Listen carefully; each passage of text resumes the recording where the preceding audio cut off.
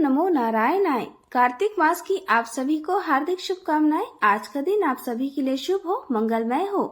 आज दिनांक है 24 अक्टूबर और दिन है शुक्रवार और आज कार्तिक मास के शुक्ल पक्ष की तृतीया तिथि पूरा दिन रहेगी, जो कि देर रात 1:19 पर समाप्त होगी। इसके बाद में चतुर्थी तिथि प्रारंभ हो जाएगी। आज आप सुनेंगे कार्तिक मास महात्म्य का 18वां अध्याय। उससे पहले आपको कार्तिक स्नान की कथाएं सुनाएंगे। कार्तिक मास महात्म्य के जो अध्याय हैं वे बहुत छोटे छोटे हैं, इसलिए आपको कई बार सुनते समय पता नहीं चलेगा कि कब अध्याय शुरू हुआ और कब समाप्त हो जाता है। इसलिए आप अध्यायों को जरूर सुन लिया करें और साथ साथ कथाओं का अंत भी सुन लिया करें। तो चलिए शुरू करते हैं आज की पहली कहानी से, कार्तिक स्नान करने वाली बुढ़िया तथा कृष्ण भगवान के कांधे से। कार्तिक मास में सभी औरतें तुलसी जी को जल से सींचने जाया करती थी। एक बूढ़ी माई भी थी जो कार्तिक मास में नियम से तुलसी जी को सींचा करती और जब भी वह सींचने जाती तो तुलसी माता से हाथ जोड़कर कहती, हे तुलसी माता, सत्य की दाता, मैं तेरा बिरवा सींचती हूँ, मुझे बहू दे, पीले रंग की धोती दे, मीठा ग्रास दे, वैकुंठ में वास दे, अच्छी मौत दे, चंदन का काठ दे, अच्छा राज दे, खाने को दाल भात दे और ग्रास के दिन श्री कृष्ण का कांधा दे। बूढ़ी माई की यह बातें सुनकर तुलसी माता सूखने लगी। तुलसी माता को यूं सूखते देखकर भगवान श्री कृष्ण ने पूछा, हे तुलसी, तुम दिन प्रतिदिन सूखती क्यों जा रही हो? तब तुलसी माता ने कहा, बस मेरे मन की मत पूछो प्रभु। भगवान कहने लगे, मैं नहीं पूछूंगा तो फिर कौन पूछेगा? अब तुलसी माता कहने लगी, हे प्रभु, एक बूढ़ी माई आती है और अपनी बात कहकर चली जाती है। मैं उनकी सारी बातें तो पूरी कर दूंगी, लेकिन कृष्ण का कंधा कहाँ से ले आऊंगी?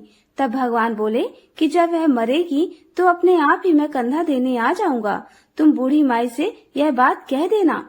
इसके कुछ दिनों के बाद वह बूढ़ी माई मर गई। बूढ़ी माई के मरने पर सारा गांव इकट्ठा हो गया और उसका अंतिम संस्कार समय आने पर जब गांव के लोग उन्हें उठाने लगे तो वह बहुत भारी हो गई और किसी के भी उठाए ना उठी। तब सभी बोले, ये तो बहुत संस्कारी थी, बहुत पूजा पाठ करती थी और कोई पाप भी नहीं किया, फिर ये इतनी भारी कैसे हो गई? तभी बूढ़े ब्राह्मण के वेश में भगवान वहाँ आए और कहने लगे कि यह भीड़ कैसी है? तब गांव के लोग बताने लगे कि एक बूढ़ी माई रहती थी, वही मर गई है और यह इतनी पापिन थी कि उसकी अर्थी नहीं उठ रही। यह बहुत भारी हो गई है। वैसे तो अपने जीवन में इसने बहुत पूजा पाठ की। तब भगवान बोले कि मुझे इसके कान में कुछ कह लेने दो, फिर यह उठ जाएगी। ऐसा कहकर भगवान ब्राह्मण के वेश में बूढ़ी माई के पास गए और उसे कान में कहा कि माई, तू अपने मन की कर ले, पीताम्बर की धोती ले, मीठा मीठा ग्रास ले, वैकुंठ में वास ले, चटके की चाल ले, चंदन का काठ ले, झालर की झनकार ले, दाल भात का जीवन ले और कृष्ण का कांधा भी ले। भगवान की यह बात सुनकर बूढ़ी माई तो तुरंत हल्की हो गई और तब भगवान स्वयं उन्हें अपने कंधे पर लेकर गए। इस प्रकार बूढ़ी माई को मुक्ति मिल गई और वह वैकुंठ लोक चली गई। हे तुलसी माता, जैसे आपने उन बूढ़ी माई की मुक्ति की, वैसे ही हम सबकी करना। जैसे भगवान ने उन्हें कांधा दिया, वैसे हमें भी देना। सभी प्रेम से बोलिए, तुलसी माता की जय। शालिग्राम भगवान जी की ये कहानी। किसी गांव में एक बुढ़िया माँ थी। उन्होंने शालिग्राम जी की सेवा का संकल्प लिया हुआ था और वह प्रतिदिन नियम से शालिग्राम भगवान की सेवा किया करती थी। कार्तिक मास में एक बार वह स्नान करने का विचार कर अपनी पड़ोसन से कहने लगी, बहन, मैं गंगा जी स्नान करने जा रही हूँ, तुम मेरे शालिग्राम जी को रख लो और जब तक मैं नहीं आऊँ तब तक उनकी सेवा कर देना। पड़ोसन ने जब यह सुना तो उसे बड़ी प्रसन्नता हुई कि उसे भगवान शालिग्राम जी की सेवा पूजा का शुभ अवसर मिल रहा है, इसलिए उसने हाथ तो भर दी, लेकिन थोड़ी देर के बाद वह चिंता में डूब गई और फिर कहने लगी, बहन, मैं शालिग्राम भगवान जी को रख तो लूंगी, लेकिन मुझे तो उनकी सेवा पूजा करना आता ही नहीं, तो भला मैं कैसे करूंगी? तब पड़ोसन की बात सुनकर बुढ़िया माँ उसे समझाते हुए कहने लगी, इनको सुबह सवेरे उठा देना, नदी से लोटा भरकर पानी लाना, आते समय बगीचे से फूल और तुलसी भी लेते आना, भगवान को जल और कच्चे दूध से स्नान कराना, चंदन लगाकर पुष्प और तुलसी चढ़ाना, दूध का भोग लगाना और दोपहर को रसोई में जो भी बने उसका भोग लगा देना, शाम को दिया जलाना और रात को सोते समय शालिग्राम जी को भी सुला देना। बस ऐसे ही पूजा करनी है। इतना कहकर वह बुढ़िया माँ पड़ोसन को शालिग्राम जी देकर गंगा स्नान करने को चली गई। इधर अपने घर में शालिग्राम जी को पाकर पड़ोसन बहुत उत्साह में थी। पड़ोसन ने सब कुछ बुढ़िया माँ के कहने के अनुसार किया। सवेरे उठते ही शालिग्राम भगवान जी को भी आवाज लगा दी कि भगवान उठ जाइए, सुबह हो गई। उसके बाद वह बड़ी खुशी खुशी नदी से लोटा भरकर जल ले आई। आते समय बगीचे से फूल और तुलसी भी लेती आई। भगवान को जल और कच्चे दूध से स्नान कराया, चंदन लगाकर फूल और तुलसी चढ़ाई। उसके बाद उसने दूध का भोग लगा दिया। फिर वह दोपहर का भोजन बनाने में लग गई। भोजन बनाकर उसने भगवान को भोग भी लगवा दिया। भोग लगाते समय उसने देखा कि उसके द्वारा अर्पित किया गया दूध तो कटोरे में वैसा ही पड़ा है। उसने सोचा कि भोग लगाने का समय हो गया है तो भोग लगा देती हूँ, हो सकता है भगवान भोग के साथ ही दूध पीते हो। थोड़ी देर के बाद उसने फिर से जाकर देखा तो दूध और उसके द्वारा अर्पित किया गया भोग वैसे ही पड़ा हुआ था जैसा वह रख कर गई थी। तब वह भगवान से हाथ जोड़कर कहने लगी, भगवान दूध पी लो और भोजन भी कर लो। अगर आप भोजन करेंगे और दूध पिएंगे तभी मैं भोजन कर पाऊंगी। इतना कहकर वह फिर से घर के कामकाज में लग गई। थोड़ी देर के बाद वापस आकर देखा कि भगवान ने तो दूध भी नहीं पिया, ना ही भोजन किया है। यह देखकर अब तो पड़ोसन चिंता करने लगी। फिर वह हाथ जोड़कर भगवान से कहने लगी, हे भगवान, आपकी मालकिन आएगी तो कहेगी कि तूने मेरे भगवान को दुबला कर दिया और अभी तो भगवान पूरा 1 महीना बाकी है और आज तो केवल पहला ही दिन हुआ है। आपने कुछ भी नहीं खाया पिया। अगर आप भोजन कर लो तभी तो मैं भी भोजन कर पाऊंगी। लेकिन भगवान ने ना तो दूध पिया और ना ही भोजन किया, करते भी कैसे। उधर वह पड़ोसन भी भूखी ही बैठी रही। बीच बीच में आकर वह देखती जाती कि भगवान ने भोजन किया कि नहीं किया, और जब देखती कि सब कुछ वैसा ही रखा हुआ है तो वह भगवान से जीवने के लिए प्रार्थना करने लगी। धीरे धीरे इसी तरह शाम हो गई। भगवान शालिग्राम जी ने सोचा कि अब तो इसे दर्शन देने ही पड़ेंगे, नहीं तो यह बेचारी तो सारा दिन और सारी रात भूखी ही बैठी रहेगी। ऐसा सोचकर भगवान छोटा सा मोर मुकुट पीताम्बर धारी रूप धारण कर पाटे पर जाकर बैठ गए। दूध पी लिया और भोजन भी कर लिया। अब तो रोज ऐसे ही होने लगा। एक दिन भगवान ने पड़ोसन से कहा कि मैं गाय चरा लाऊं, तो पड़ोसन कहने लगी, अरे थोड़े ही दिन तो रहोगे, क्यों जाते हो। पर भगवान नहीं माने। हाथ में सोने की लाठी, कंधे पर हीरे मोती का जड़ा पीताम्बर डालकर चले गए गाय चराने। दिन भर गाय चराई और शाम को गोधूली बेला में गाय लेकर वापस भी आ गए। अब तो रोज ही रोज पड़ोसन के घर में ऐसा होने लगा। भगवान रोज दूध पीने लगे और भोजन करने के बाद गाय चराने चले जाते और शाम को गोधूली बेला में वापस भी आ जाते। इसी तरह धीरे धीरे कार्तिक मास बीत गया। बुढ़िया माँ गंगा स्नान करके वापस घर आई। स्नान ध्यान से निपट कर सोचने लगी कि अपने शालिग्राम जी को तो ले आऊं। आकर वह पड़ोसन के घर गई। पड़ोसन से कहने लगी, बहन जरा मेरा शालिग्राम जी तो दे दो। तो पड़ोसन कहने लगी, माँ जी शालिग्राम जी तो शाम को आएंगे तब ले आना। अब तो बुढ़िया माँ शालिग्राम जी के लिए जिद करने लगी। बुढ़िया माँ ने सोचा शायद पड़ोसन के मन में उन्हें देने की इच्छा नहीं है। इसी बीच में उनके बीच में बहस होने लगी। उनकी बहस को सुनकर आसपास के बहुत सारे लोग इकट्ठे हो गए। लोगों को देखकर वह पड़ोसन कहने लगी, भाई लोगों जरा इन बुढ़िया माँ को समझाओ। जैसे इन्होंने 1 महीना निकाला है वैसे ही शाम तक थोड़ा और सब्र कर ले। लेकिन बुढ़िया माँ तो धरना देकर बैठ गई और कहने लगी, मैं तो बस अपने शालिग्राम जी को लेकर ही घर जाऊंगी, वरना यहीं बैठी रहूंगी। बुढ़िया माँ को लगा कि शायद उसकी पड़ोसन झूठ बोल रही है। बुढ़िया माँ उसे डपट कर कहने लगी, बता तूने कहाँ छुपा कर रखा है मेरे शालिग्राम जी को। लेकिन पड़ोसन हाथ जोड़कर बार बार कहती रही और बुढ़िया माँ को समझाती रही, जी जब शाम को शालिग्राम आ जाए तब आप ले जाना। लेकिन बुढ़िया माँ को कोई बात ही समझ में नहीं आई। और इधर जब शाम हुई तो भगवान जी गाय चरा कर वापस आए और गाय को उसकी जगह पर छोड़कर भगवान उस पड़ोसन के घर के मंदिर में खुद ही विराजित हो गए। यह देखकर पड़ोसन बुढ़िया माँ से बोली, माँ जी आ गए आपके शालिग्राम जी, लो अब ले जाओ अपने भगवान जी। पड़ोसन ने तो कह दिया लेकिन बुढ़िया माँ को भगवान जी दिखाई ही नहीं दिए। उसे कुछ भी समझ में नहीं आया। तब बुढ़िया माँ बोली, तू इतनी देर से मना क्यों कर रही थी, जरूर तूने ही कहीं छुपा कर रखा था मेरे भगवान को। और बुढ़िया माँ भगवान जी को इधर उधर ढूंढने लगी, लेकिन पड़ोसन को तो सामने ही भगवान जी दिखाई दे रहे थे। बुढ़िया माँ की बात सुनते ही पड़ोसन को सब समझ में आ गया। खुशी के मारे उसकी आंखों से आंसू बह निकले। उसने भगवान के सामने हाथ जोड़ लिए और फिर वह भगवान जी से बोली, भगवान मुझे तो आपने दर्शन दे दिए, अब इन बुढ़िया माँ को भी अपना रूप दिखा दो, नहीं तो यह मुझ पर शक ही करती रहेंगी। अब तो भगवान को पड़ोसन की बात माननी ही पड़ी और पड़ोसन की बात मानकर भगवान ने मोर मुकुट पीताम्बर धरा, हाथ में सोने की लाठी ली और फिर बुढ़िया माँ को भी दर्शन दे ही दिए। बुढ़िया माँ यह सब देखकर हैरान रह गई। उसका बूढ़ा शरीर कांपने लगा और उनकी आंखों से आंसू भी झरझर बहने लगे। अब तो बुढ़िया माँ ने भगवान के और पड़ोसन के दोनों के पैर छू लिए और कहा, मैं तो इतने दिनों से शालिग्राम जी की सेवा कर रही थी, पर मुझे तो कभी भगवान ने दर्शन ही नहीं दिए, क्योंकि मैंने भगवान को केवल मूर्ति बनाकर उनकी सेवा की थी और असल में तूने ही भगवान को शुद्ध मन से सच्ची सेवा की, इसलिए तो भगवान ने तुझे दर्शन दिए हैं। हे भगवान, जैसे आपने उन्हें दर्शन दिए वैसे सबको देना। कथा अधूरी हो तो पूरी करना, पूरी हो तो मान करना। इस कथा को कहने, सुनने और हुंकारा भरने वाले सभी की मनोकामनाएं पूर्ण करना। प्रेम से बोलिए शालिग्राम भगवान की जय। अब सुनिए कार्तिक मास महात्म का आज का अध्याय। गोवर्धन पूजा का महत्व बतलाने के बाद नारद जी कहने लगे, हे राजा पृथु, कार्तिक सुधी दूज को यम द्वितीया कहते हैं। इस दिन यमुना स्नान करके यमराज का पूजन किया जाता है। दीपावली के बाद इस दिन द्वितीया को भैया दूज भी कहते हैं। इस दिन भाई अपने घर भोजन न करे। यदि अपनी बहन ना हो तो गुरु की कन्या भी बहन के समान होती है, अतः उसे ही बहन माने। इस दिन बहन अपने भाई की आयु बढ़ाने की कामना से 8 चिरंजीवियों यानी मार्कंडेय, बलि, व्यास, हनुमान जी, विभीषण, कृपाचार्य, अश्वत्थामा और परशुराम जी का विधि पूर्वक पूजन करें। इसके बाद भाई को बुलाकर उसके तिलक लगाते हुए कहे, सूर्य, चंद्रमा, पृथ्वी, समुद्र, वेद, पुराण, तप, सत्य, ब्रह्मा, विष्णु, महेश, देवता, मुनि तथा धर्म मेरे भाई की रक्षा करें, और जब तक पृथ्वी तथा सूर्य आदि स्थित हैं, तब तक मेरे भाई की स्थिति चले। फिर बहन भाई को तिलक करके भोजन करावे। भाई भी अपनी श्रद्धा तथा सामर्थ्य के अनुसार बहन को दक्षिणा दे।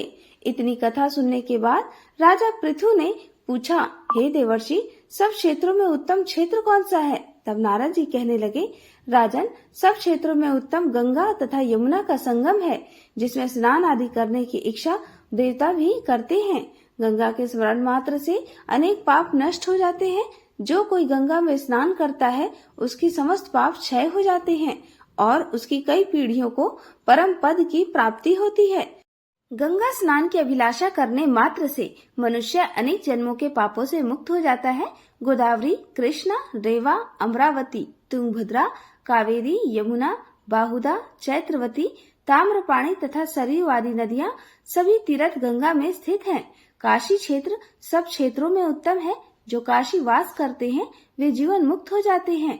जो व्यक्ति काशी क्षेत्र का स्मरण करते हुए शरीर त्यागता है वह भी मोक्ष प्राप्त कर लेता है। हरे कृष्ण। आज कार्तिक मास महात्म्य में बस इतना ही। अब सुनिए सास और बहू के गंगा स्नान की कहानी। एक परिवार में पति, पत्नी और बहू, बेटा यानी 4 लोग रहते थे। उनका समय बहुत आराम से बीत रहा था। कुछ वर्षों बाद सास ने गंगा स्नान करने का मन बनाया। वह भी अकेले नहीं, अपने पति के साथ, पर उन्होंने अपने बहू बेटे को साथ ले जाने का मन नहीं बनाया। उधर बहू मन में सोच रही थी कि भगवान, मैंने ऐसे कौन सा पाप किया है जो मैं गंगा स्नान करने से वंचित रह रही हूँ। सास ससुर गंगा स्नान के लिए काशी रवाना होने की तैयारी करने लगे तो बहू ने सास से कहा, माँ, आप अच्छी तरह से स्नान और अपनी यात्रा पूरी करना। मेरे अशुभ कर्म है जो मैं आपके साथ नहीं जा पा रही। सारी तैयारी होने के बाद सास ससुर काशी के लिए रवाना हो गए। मन ही मन बहू अपने कर्मों को कोस रही थी कि आज मेरा कोई भी पुण्य कर्म होता तो मैं भी गंगा नहाने जरूर जाती। अब मन को तसल्ली देकर वह घर में ही रही। उधर उसकी सास गंगा जी में स्नान कर रही थी। स्नान करते करते घर में रखी अलमारी की तरफ उनका ध्यान गया और उन्होंने मन में सोचा कि अरे, अलमारी कहीं मैं खुली छोड़कर तो नहीं आ गई। कैसी बेवकूफ औरत हूँ मैं, बंद करके ही नहीं आई। बहू पीछे से सारे गहने निकाल लेगी। यही विचार करते हुए वह स्नान कर रही थी कि अचानक हाथ में पहनी हुई अंगूठी हाथ से निकलकर गंगा में गिर गई। और अब सास की चिंता और बढ़ गई कि मेरी अंगूठी गंगा जी में गिर गई। उसका सारा ध्यान गंगा स्नान में ना होकर सिर्फ घर की अलमारी में था। और उधर घर पर बहू सोच रही थी कि देखो, अगर मैंने कोई शुभ कर्म किया होता तो आज मैं भी गंगा जी जाती। सासू माँ कितने पुण्य आत्मा है जो गंगा स्नान कर रही हैं। यह विचार करते करते वह कठौती लेकर आई और उसको पानी से भर दिया और सोचने लगी कि सासू माँ वहाँ गंगा स्नान कर रही हैं और मैं यहाँ कठौती में ही गंगा स्नान कर लेती हूँ। यह विचार करके जैसे ही वह कठौती में बैठी तो उसके हाथों में सासू माँ की अंगूठी आ गई। उसने सोचा, यह अंगूठी यहाँ कैसे? यह तो सासू माँ पहन कर गई थी। मैं इतना सोचकर उसने अंगूठी को अलमारी में सुरक्षित रख दिया और सासू माँ के आने पर उनको देने का विचार बनाया।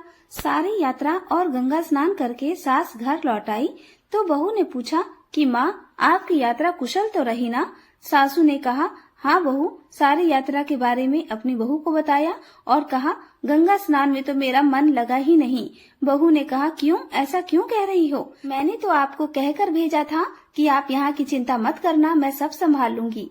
सास ने कहा, बहू गंगा स्नान करते वक्त पहले तो मेरा सारा ध्यान घर की अलमारी की तरफ था और जैसे ही मैं स्नान कर रही थी मेरे हाथ की अंगूठी निकलकर गंगा जी में गिर गई। अब तू ही बता कि मेरा ये मन कैसे यात्रा में लग सकता है। जब सास बहू को ये सारी बातें बता रही थी तो बहू ने अलमारी में से वह अंगूठी निकालकर सास के हाथ में रख दी और कहा, माँ क्या आप इसी अंगूठी की बात कर रही हैं? सास ने कहा, हाँ बात तो इसी अंगूठी की कर रही हूँ, पर यह तो गंगा जी में गिरी थी, तेरे पास कहाँ से आ गई? बहू ने जवाब दिया, कहा, माँ जब आप गंगा स्नान कर रही थी तो मेरे मन में आया कि आप कितनी पुण्यवान हैं जो आज गंगा स्नान का अवसर मिला और मेरा कैसा अशुभ कर्म आड़े आ गया जो मैं स्नान करने नहीं जा सकी। इतना सोचने के बाद मैंने कठौती के पानी को ही गंगा मानकर उसमें स्नान कर लिया। जैसे ही मैंने ऐसा सोचा और कठौती में स्नान करने लगी, आपकी यह अंगूठी मेरे हाथ में आ गई। तब सास ने कहा, मैं बताती हूँ यह कठौती में कैसे आई। सास ने बताया, बहू देखो, मन चंगा तो कठौती में गंगा। मेरा मन वहाँ चंगा नहीं था। मैं वहाँ गई जरूर थी, परंतु मेरा ध्यान घर की अलमारी में अटका हुआ था और मन में विचार कर रही थी कि अलमारी तो खुली छोड़कर नहीं आई, कहीं बहू अलमारी से गहने न निकाले। ऐसे बुरे विचार मेरे मन में आए। मेरे बुरे विचारों के कारण मेरे हाथ की अंगूठी भी मेरे हाथ से निकलकर तेरे शुद्ध भाव होने के कारण तेरी कठौती में जा पहुंची। दोस्तों, इस कथा का यही सार है कि जीवन में पवित्र मन होना जरूरी है। बाहर की गंदगी को हम पसंद नहीं करते क्योंकि वह दिखती है और हमें उसे दूर करने के प्रयास करते हैं। हमारे भीतर जो गंदगी है हमारा ध्यान उसकी ओर जाता ही नहीं, इसलिए पहले हमें अपने मन को शुद्ध करना चाहिए। तो फ्रेंड्स, अब चलिए आगे की कहानी सुनते हैं और आगे की कहानी है कार्तिक मास में सुनी जाने वाली जाट और भाट की कहानी। एक समय की बात है, किसी गांव में एक जाट और एक भाट रहते थे। दोनों अच्छे मित्र थे। एक बार जाट अपनी बहन के घर जाने को तैयार हुआ तो भाट अपनी ससुराल जाने की तैयारी करने लगा। दोनों साथ चल पड़े। रास्ते में रुककर एक कुएं की मुंडेर पर बैठ गए। जाट ने भाट से कहा, नगर बसेरा कर लेते हैं। इस पर भाट बोला, तू कर ले नगर बसेरा, मैं तो अपनी ससुराल जा रहा हूँ, वहाँ खूब खातिरदारी होगी। जाट वहीं कुएं के पास बैठा पानी की घंटी और चावल के दाने लेकर नगर बसेरा करता है।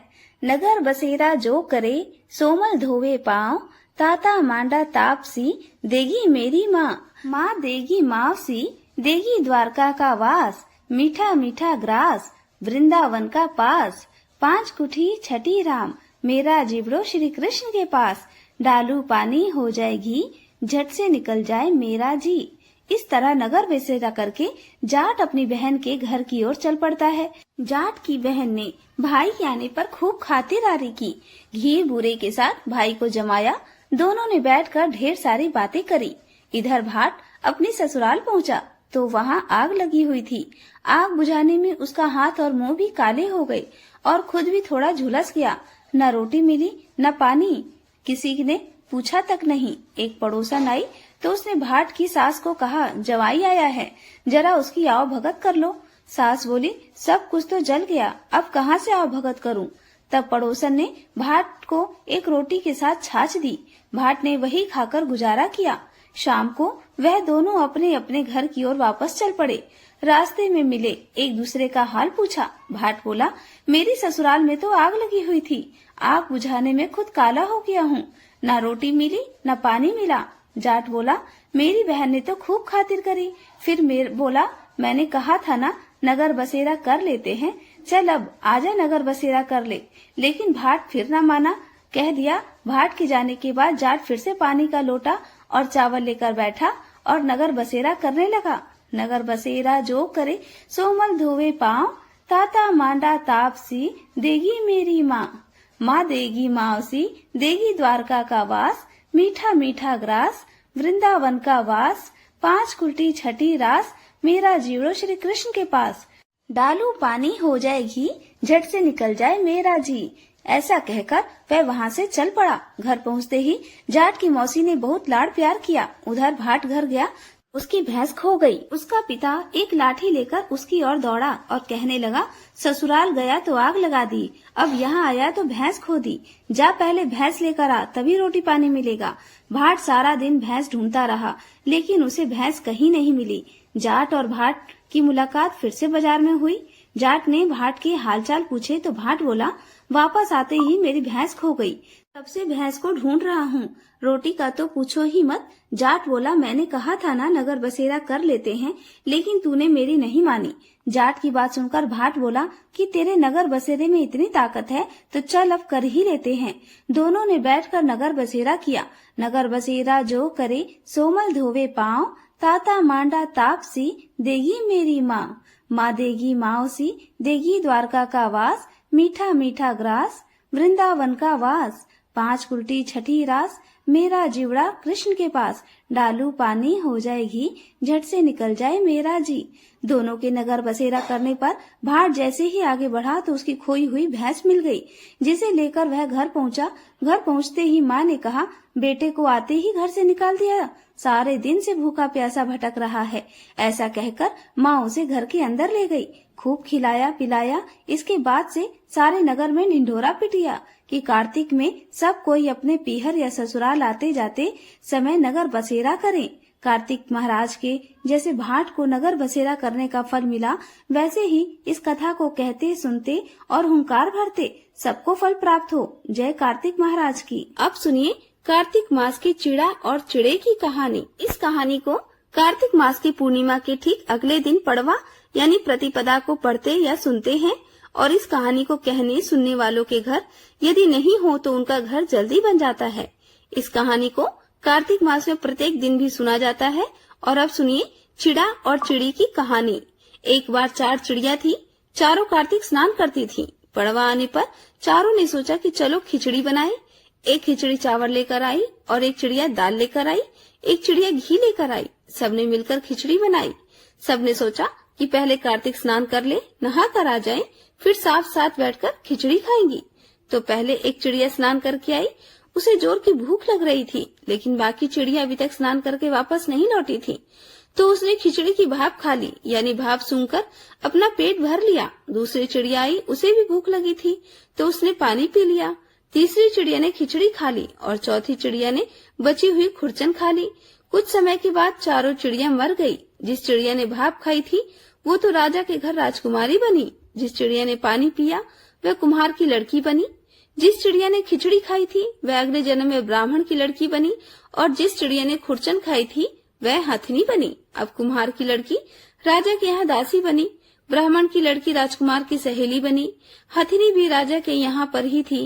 राजकुमार को पिछले जन्म की सारी बातें याद थी। राजकुमार का विवाह हुआ। जब वह विदा हो रही थी तो राजा से बोली, पिताजी अपनी सहेली और दासी को भी साथ लेकर जाऊंगी। राजा ने कहा, ठीक है ले जाना। राजकुमारी फिर भी नहीं गई, तो राजा ने कहा, पूछा अब तुम्हें क्या चाहिए? तो वह बोली, पिताजी मुझे हथनी भी चाहिए। तो राजा ने अपने नौकर को हथनी को लाने भेज दिया, क्योंकि वह हथनी किसी के बस में नहीं आती थी, किसी के कहे अनुसार नहीं चलती थी। जब वह हथनी नहीं उठी तो राजकुमारी खुद चलकर उसके पास गई और उसे कान में पिछले जन्म की बात कही, जिसे सुनते ही वह हथनी उठकर खड़ी होकर चल पड़ी। यह देखकर राजा बड़ा हैरान हुआ। सोचने लगा, यह तो मेरी बेटी नहीं है, क्योंकि यह तो जानवरों से बात करती है। राजा ने सोचा, शायद मेरी बेटी के रूप में यह कोई और बहुया है। तब राजा ने क्रोध के मारे तलवार निकाली और कहा कि सच सच बता तू कौन है, नहीं तो मैं तेरी गर्दन काट दूंगा। तब राजकुमारी ने अपने पिताजी से अपने पिछले जन्म की सारी बात बताई और कहा। यह सुनकर सभी को बहुत हैरानी हुई। तब वह राजकुमार जिसे राजकुमारी का विवाह हुआ था यह सब देख रहा था। तब वह राजकुमारी से कहने लगा कि अगर कार्तिक स्नान की इतनी महिमा है तो हम दोनों भी मिलकर जोड़े से कार्तिक स्नान करेंगे और खूब दान पुण्य करेंगे। यह थी चिड़ा चिड़ी की कहानी। श्री कृष्ण भगवान की जय। अब सुनिए कार्तिक मास की सीता नित्य नेम की कहानी। इस कहानी को सीता माता कहती थी और प्रभु श्री राम सुना करते थे। एक दिन श्री राम भगवान को किसी काम के लिए बाहर जाना पड़ा तो सीता माता कहने लगी, भगवान मेरा तो 12 वर्ष का नित्य नेम है, अब आप बाहर जाएंगे तो मैं अपनी कहानी किसे सुनाऊंगी। तब श्री राम ने कहा कि सीते आप कुएं की पाल पर बैठ जाना और वहाँ जो भी औरतें पानी भरने आएंगी उन्हें अपनी कहानी सुना दिया करना। सीता माता कुएं की पाल पर जाकर बैठ गई। तभी एक स्त्री आई। उसने रेशम की जरी की साड़ी पहन रखी थी और सोने का घड़ा ले रखा था। सीता माता उसे देखकर कहने लगी, बहन मेरा 12 वर्ष का नित्यनेम सुन लो। फिर वह स्त्री बोली कि मैं तुम्हारा नित्यनेम सुनूंगी तो मुझे तो घर जाने में देर हो जाएगी और मेरी सास मुझसे झगड़ा करेगी। इसलिए उसने कहानी नहीं सुनी और अपने घर चली गई। लेकिन उसके घर जाते ही उसकी रेशम जरी की साड़ी फट गई, सोने का घड़ा मिट्टी के घड़े में बदल गया। सासू ने देखा तो पूछा, अरे बहू ये किसका दोष अपने सिर लेकर आ गई है। बहू बोली, माँ जी कुएं पर एक औरत बैठी थी, उसने अपनी कहानी सुनने के लिए कहा लेकिन मैंने नहीं सुनी, शायद उसी का यह फल मुझे मिला है। बहू की बात सुनकर अगले दिन वही साड़ी और वही घड़ा लेकर सास कुएं की पाल पर गई। सास को वहीं पर सीता माता बैठी मिली तो माता सीता ने कहा, बहन मेरी कहानी सुन लीजिए। सासू बोली, एक बार छोड़, मैं तो 4 बार कहानी सुन लूंगी। तब सीता माता बोली, राम आए लक्ष्मण आए, देश के पुजारी आए, नित नेम का नेम लाए, आओ राम बैठो राम, तपी रसोई जीमो राम, माखन मिश्री खाओ राम, दूध बताशा पियो राम, सूत के पल का मोठो राम, शाल दुशाला पोठो राम, शाल दुशाला ओढ़ो राम, जब बोलूं राम ही राम, राम सवारे सबके काम, खाली घर भंडार भरेंगे, सबका बेड़ा पार करेंगे, श्री राम जय जय राम। सासू बोली, बहन कहानी तो बहुत अच्छी लगी। फिर कहानी सुनकर सासू घर चली गई और उसकी साड़ी फिर से रेशम जरी की बन गई। मिट्टी का घड़ा भी फिर से वापस सोने के घड़े में बदल गया। बहू ने देखा तो कहने लगी, सासू माँ आपने ये सब कैसे किया। सासू बोली, बहू तू दोष लगा कर आई थी और अब मैं दोष उतार कर आ रही हूँ। बहू ने पूछा कि माँ जी वह कुएं वाली स्त्री कौन है। सासू ने बताया कि वह तो सीता माता थी, वह पुराने से नया कर देती हैं, खाली घर में भंडार भर देती हैं, वह लक्ष्मी का वास घर में कर देती हैं और मनुष्य की जो भी इच्छा हो उसे पूर्ण कर देती हैं। बहू बोली, माँ जी फिर तो ऐसी कहानी मुझे भी सुना दो।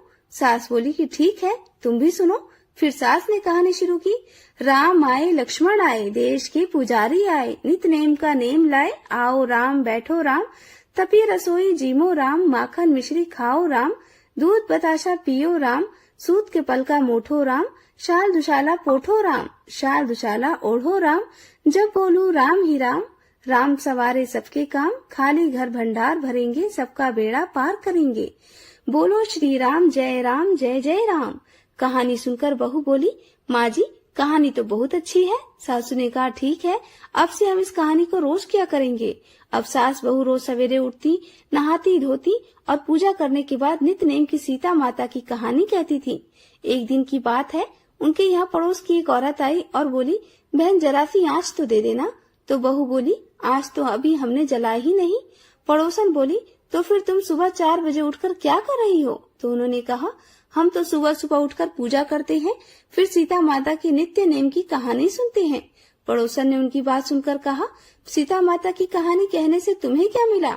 तब वे दोनों बोली, सीता माता की कहानी कहने से घर में भंडार भर जाते हैं, सारे काम पूर्ण हो जाते हैं, मन की इच्छा भी पूरी हो जाती है। पड़ोसन ने कहा, बहन अगर ऐसा है तब तो फिर मुझे भी कहानी सुना दो। तब बहू बोली, ठीक है तुम भी यही कहानी सुन लो। राम आए लक्ष्मण आए, देश के पुजारी आए, नित नेम का नेम लाए, आओ राम बैठो राम, तपी रसोई जीमो राम, माखन मिश्री खाओ राम, दूध बताशा पियो राम, सूत के पल का मोठो राम, शाल दुशाला पोठो राम, शाल दुशाला ओढ़ो राम, जब बोलू तब राम ही राम, राम सवारे सबके काम, खाली घर भंडार भरेंगे, सबका बेड़ा पार करेंगे, श्री राम जय राम। पड़ोसन ने इस कहानी को सुना तो कहने लगी, बहन कहानी तो बहुत अच्छी लगी। अब वह पड़ोसन भी नित्य नेम सीता माता की कहानी कहने लगी। कहानी कहने से सीता माता ने पड़ोसन के भी धन के भंडार भर दिए। देखते ही देखते अब तो पूरे मोहल्ले में नित्य नेम की कथा चल पड़ी और हर किसी की मनोकामना पूर्ण होने लगी। हे सीता माता, जैसे आपने उन सभी के भंडार भरे वैसे ही हमारे भी भरना। कहानी कहने वाले, सुनने वाले और हुंकार भरने वाले सबकी भरना। सभी प्रेम से बोलिए सीता मैया की जय।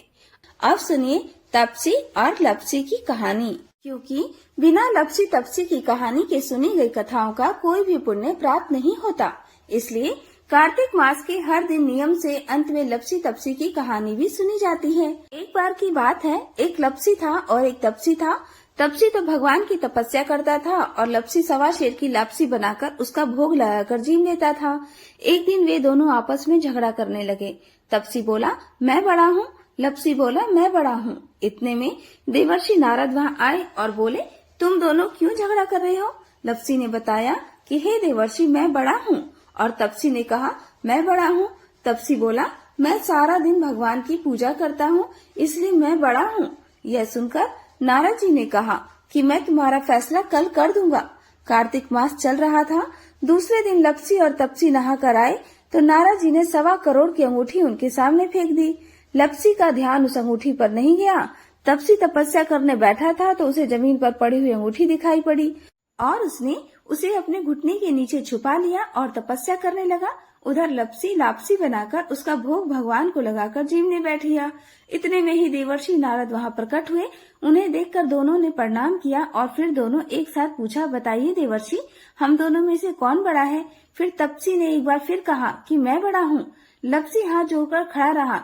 तब देवर्षि ने कहा कि मैं अभी इस बात का निर्णय कर देता हूँ। देवर्षि ने तपसी को इशारा किया और कहा कि तुम जरा अपना घुटना तो उठाओ। तब तपसी के घुटने के नीचे 1.25 करोड़ की अंगूठी निकली, जिसे देखकर नारद जी बोले, यह अंगूठी तूने चुराई है, तुझे तेरी तपस्या का फल नहीं मिलेगा। तब तपसी बोला, हे नारद जी, मेरी तपस्या का दोष कैसे दूर होगा? नारद जी ने कहा, रोटी बनाकर बाटियां नहीं बनाया तो तुझे फल मिलेगा। ब्राह्मण जमाकर दक्षिणा नहीं दी तो तुझे फल मिलेगा। साड़ी देकर ब्लाउज नहीं दिया तो तुझे फल मिलेगा। और जो दिए से दिया जलाए उसका फल तुझे मिलेगा। सब व्रत त्योहारों की कहानी सुनने के बाद जो तेरी कहानी ना सुने उसका फल तुझे मिलेगा। तब से लपसी की तपसी कहानी सुनी और सुनाई जाती है। कहानी सुनने के बाद कहा जाता है, लपसी का फल लपसी ना होयो, तपसी का फल तपसी ना होयो। माँ की कहानी कथा का फल माने को हो। यह थी लपसी और तपसी की कहानी। सभी प्रेम से बोलिए कार्तिक के ठकुराई दामोदर जी की जय। अब सुनिए श्री तुलसी स्तोत्र। सनातन धर्म में तुलसी को अत्यंत पूजनीय माना जाता है। जिस घर के आंगन में तुलसी होती है वहाँ कभी कोई कष्ट नहीं आता और माँ तुलसी के नाम के उच्चारण मात्र से ही भगवान विष्णु प्रसन्न हो जाते हैं। तुलसी जी में जल चढ़ाने से घर में सुख समृद्धि आती है तथा हर प्रकार के रोग, शोक आदि व्याधि से मुक्ति मिल जाती है। तुलसी जी की पूजा करते समय श्री तुलसी स्तोत्र का पाठ जरूर करना चाहिए। ऐसा करने से माता तुलसी जल्दी प्रसन्न होती हैं और माता तुलसी जी की पूजा का भक्तों को 2 गुना फल मिलता है। तो प्रिय श्रोताओं, अब आपको पुंडरीकृत तुलसी स्तोत्र का हिंदी अनुवाद सुना रहे हैं। आप सब भी अपने मन में श्रद्धा रखकर तुलसी स्तोत्र का हिंदी अनुवाद सुनिए। देवी तुलसी माँ को मेरा प्रणाम है, मैं आपको नमन करता हूँ। हे विश्व की पालक, आप श्री हरि की परम प्रिय हैं। हे देवी, आपकी शक्ति के कारण ब्रह्मा से लेकर सभी देवता इस संपूर्ण संसार को बनाए रखने और उसका अंत करने में सक्षम हैं। इसका अर्थ है कि आपके कारण ही ब्रह्मा जी के साथ अन्य देवतागण सृष्टि के निर्माण, उसके पालन पोषण और विनाश में लगे हुए हैं। देवी तुलसी जी, आपको मेरा प्रणाम है जो जीवन में कल्याण लाती हैं। उन देवी तुलसी को नमस्कार है जो विष्णु जी की प्रिय हैं और जो शुभ है, मुक्ति प्रदान करने वाली हैं, समृद्धि प्रदान करने वाली हैं। देवी तुलसी को नमस्कार है।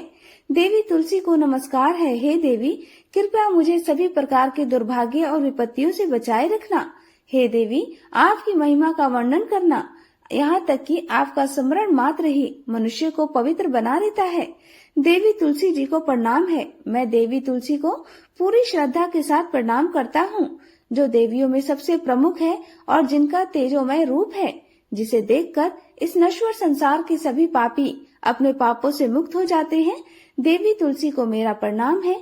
इस पूरे विश्व को देवी तुलसी जी ने संरक्षित किया है, जिसमें गतिमान और अचल दोनों प्राणी शामिल हैं। देवी पापी व्यक्ति के सभी पापों को नष्ट कर देती है।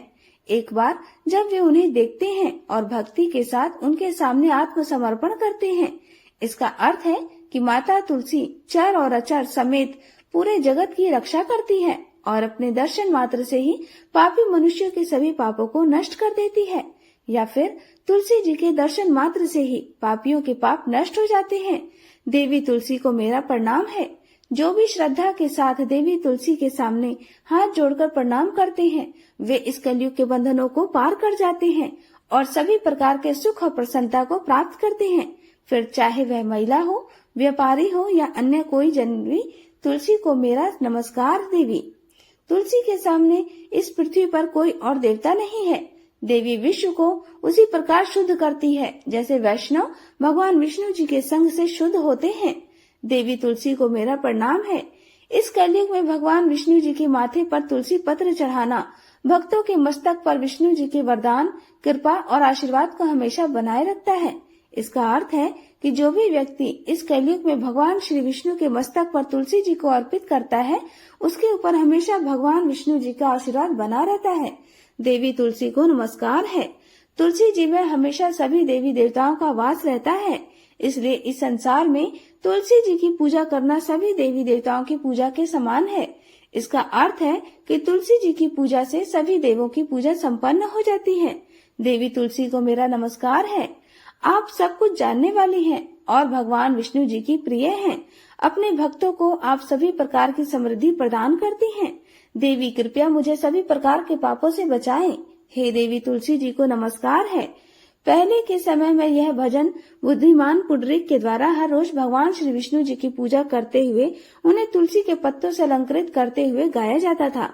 देवी तुलसी जी को नमस्कार है। जिनके 16 नाम हैं: तुलसी, श्री, महालक्ष्मी, विद्या, अविद्या, यशवनी, धर्म का अवतार यानी धर्मिया, धर्म ननाना, देवी, देवी, देव मनः प्रिया यानी देवियों और देवों को प्रिय लक्ष्मी जी की प्रिय सखी, देवी, स्वर्ग, भूमि यानी पृथ्वी, अचला यानी स्थिर, चला यानी अस्थिर। देवी तुलसी के इन 16 नामों का भक्तगण पाठ करते हैं या महिमा गाते हैं। देवी के 16 नामों का पाठ करने वाले भक्त आसानी से श्री हरि की भक्ति प्राप्त कर लेते हैं और अंत में भगवान विष्णु जी के चरण कमलों में स्थान प्राप्त करते हैं, जिन्हें माँ तुलसी, पृथ्वी, महालक्ष्मी, कमल की स्वामिनी और श्री हरि की प्रिया के नाम से भी जाना जाता है। देवी तुलसी को मेरा नमस्कार है। देवी तुलसी की सखी तुलसी जी शुभ प्रदान करती हैं, माँ पापों को दूर करती हैं और सभी को पवित्र बनाती हैं, पुण्य प्रदान करती हैं। आपको प्रणाम है। देवी तुलसी जिनकी प्रशंसा देवर्षि नारद द्वारा की जाती है और श्री नारायण के प्रिय हैं, उन देवी तुलसी को हम सबका बारंबार प्रणाम है। जय जय तुलसी मैया। आज का ये अध्याय यहीं पर समाप्त होता है। आज का अध्याय कैसा लगा कमेंट करके जरूर बताइएगा और कमेंट्स बॉक्स में जय श्री राधे जरूर लिखिएगा।